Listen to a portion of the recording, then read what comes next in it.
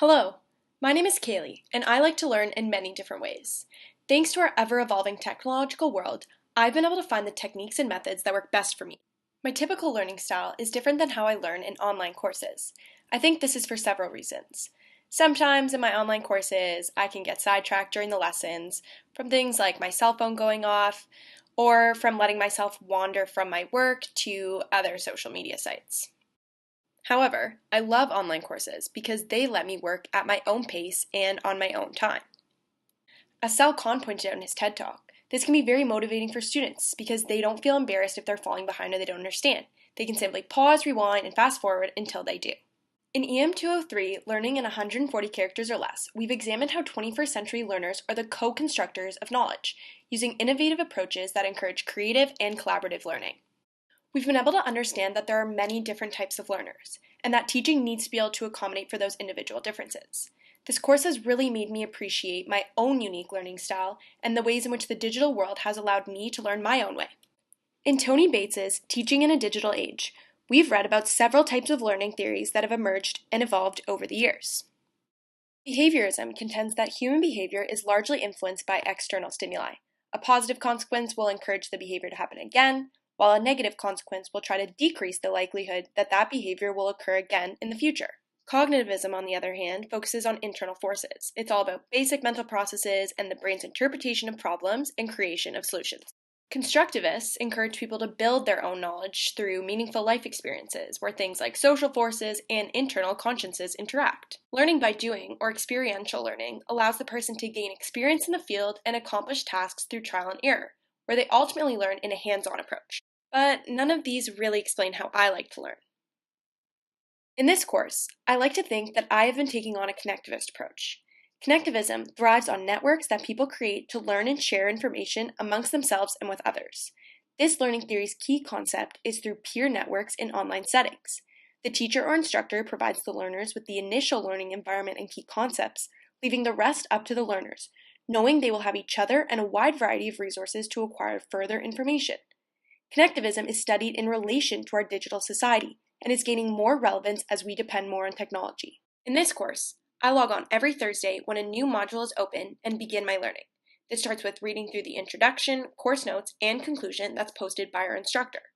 The course clearly outlines the main lesson of the week, and there's always an assignment that requires us to take the knowledge we've just learned and apply it, either through a discussion post or a wiki entry.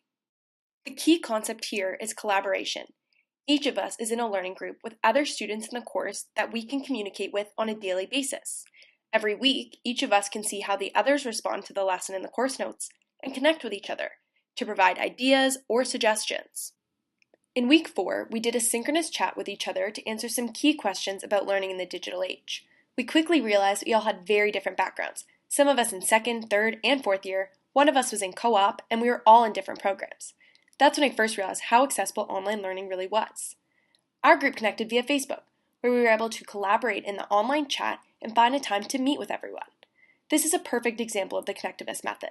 And now, in that group chat, my group members frequently turn to ask questions that they have about the course to gain insight from their peers, rather than having to continuously go to the instructor. Our weekly Twitter challenges have also progressively encouraged us to collaborate with one another.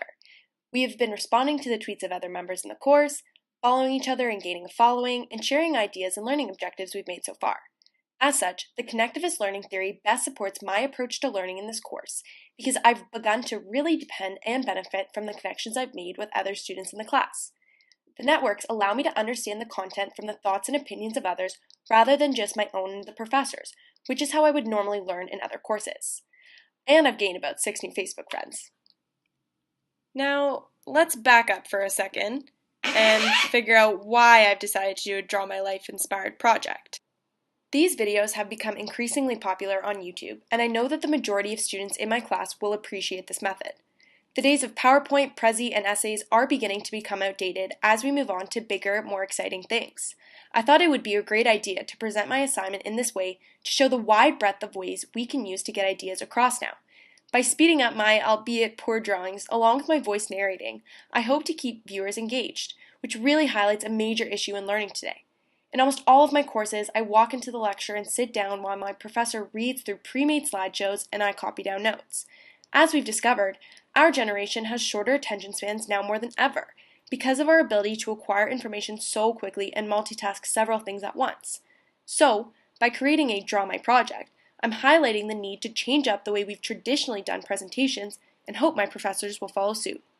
My choice of this medium highlights the connectivist theory because my peers can have access to this YouTube link, leave their replies, and include suggestions and ideas. They can also pause, rewind, or restart the video at any time in case they become sidetracked at any point, and they wouldn't miss out on the important parts of the presentation because of it. YouTube is a collaborative and popular social media site that is still very relevant and enjoyable for learners in the digital age, exemplified by the success of the Khan Academy videos. Anyone can find this YouTube link and watch it, make a comment, and in doing so, network with me to help me learn, just like the connectivists encourage. YouTube also doesn't require the user to have any programs or applications. All they need is access to the internet, which, as we've learned, is not as big of an issue these days. Thank you so much for listening to my How Do You Learn assignment.